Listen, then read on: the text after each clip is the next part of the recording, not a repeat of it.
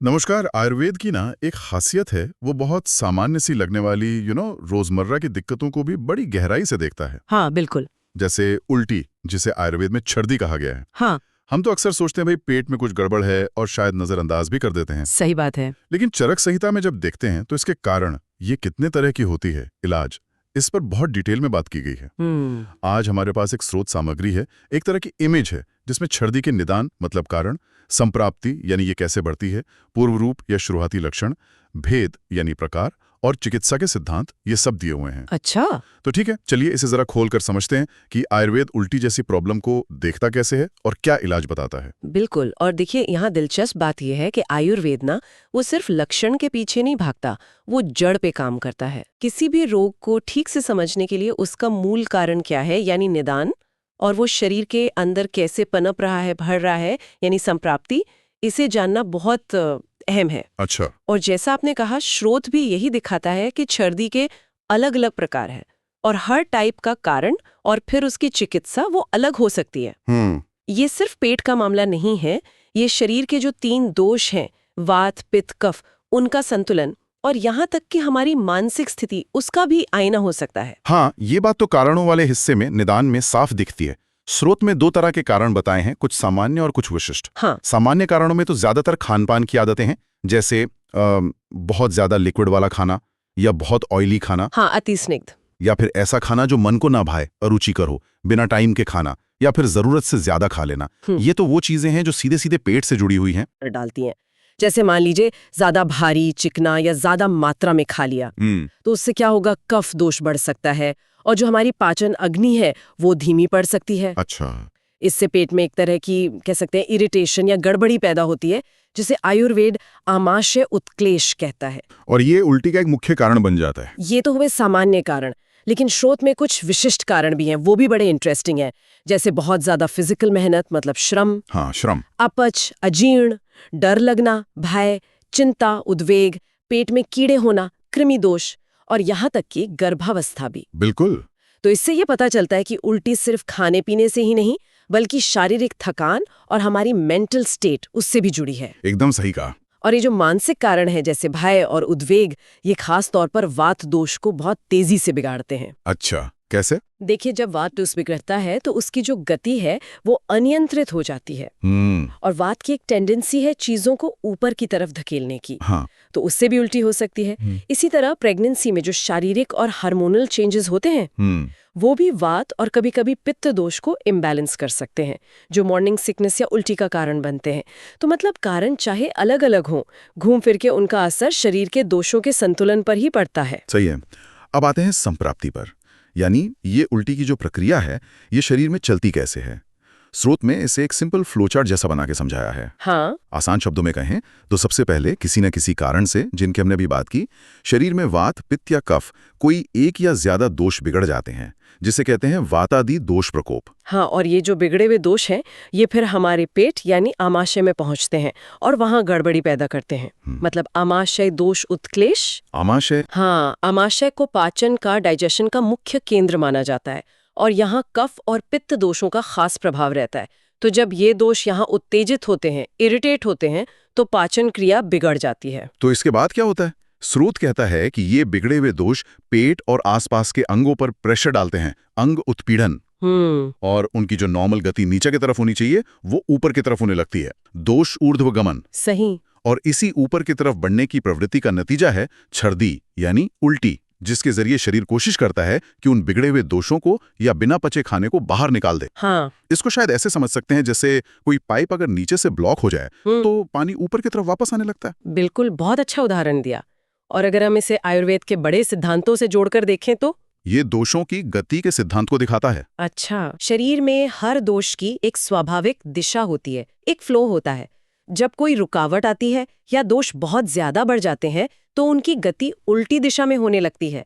तो आमाशय से ऊपर की ओर गति का परिणाम ही उल्टी है और एक तरह से ये शरीर का डिफेंस मैकेनिज्म भी है। हाँ, शरीर खुद को साफ करने की कोशिश कर रहा है। बिल्कुल, जो हानिकारक चीजें हैं उनको बाहर फेंक रहा है। उल्टी आने से पहले शरीर कुछ सिग्नल भी देता है, जिन्हें पूर्व रूप कहा गया है। हाँ, प्रीमॉनिटरी सिम्टम्स। सुश्रुत में 3 मुख्य संकेत बताए हैं।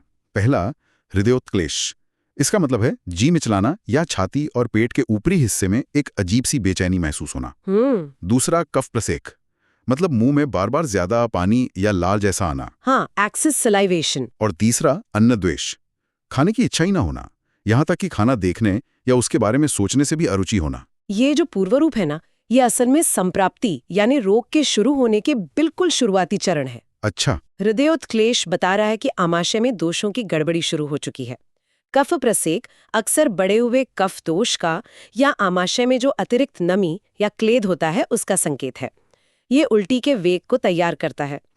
और अन्न द्वेष ये दिखाता है कि पाचन अग्नि कमजोर हो गई है और शरीर अब भोजन को स्वीकार करने को तैयार नहीं है।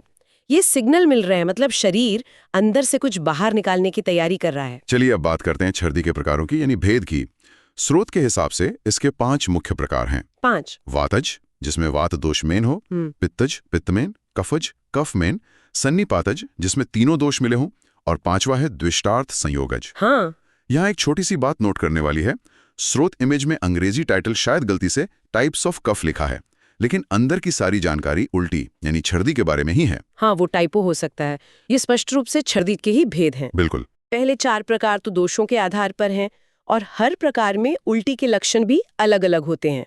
जैसे वातज में दर्द के साथ झागदार उल्टी हो सकती है। पित्तज में पीली या हरी और जलन के साथ। कफज में सफेद, गाढ़ी, शायद मीठे स्वाद वाली। अच्छा। लेकिन जो 5वां प्रकार है द्विष्टार्थ संयोगज, वो काफी दिलचस्प है। हाँ। इसे आगंतुज यानी बाहरी कारणों से होने वाली उल्टी भी कहते हैं। अच्छा, बाहरी कारण। स्रोत में इसके कुछ सब टाइप्स भी बताए हैं, जैसे बीभत्सज, मतलब कोई घिनौनी चीज देखने से उल्टी आ जाना। हाँ, बीभत्स।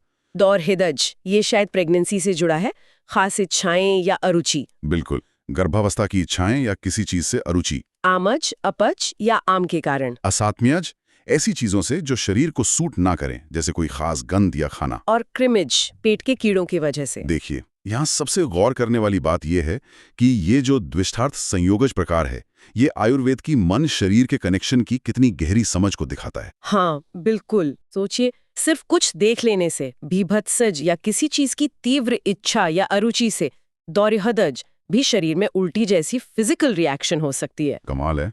ये बताता है कि उल्टी हमेशा पेट की गड़बड़ी या सिर्फ दोषों का ही नतीजा नहीं होती। हमारी इंद्रियां, हमारा मन और बाहरी माहौल भी इसे पैदा कर सकता है। सही कहा। अब आते हैं सबसे जरूरी हिस्से पर, चिकित्सा सूत्र, मतलब इलाज का बेसिक प्रिंसिपल क्या होना चाहिए। हाँ, ट्रीटमेंट प्रिंसिपल। स्रोत कहता है कि हर तरह की छर्दी की जड़ में आमाशय उत्क्लेश यानी पेट की गड़बड़ी या इरिटेशन होती है। हाँ। इसलिए जो मेन इलाज का सिद्धांत है वो है लंघन और शोधन।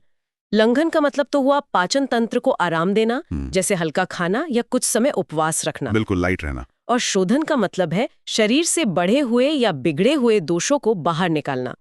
इसके लिए विरेचन यानी दस्त कराने वाली औषधियों का प्रयोग किया जा सकता है, ताकि दोष नीचे के रास्ते से निकल जाए।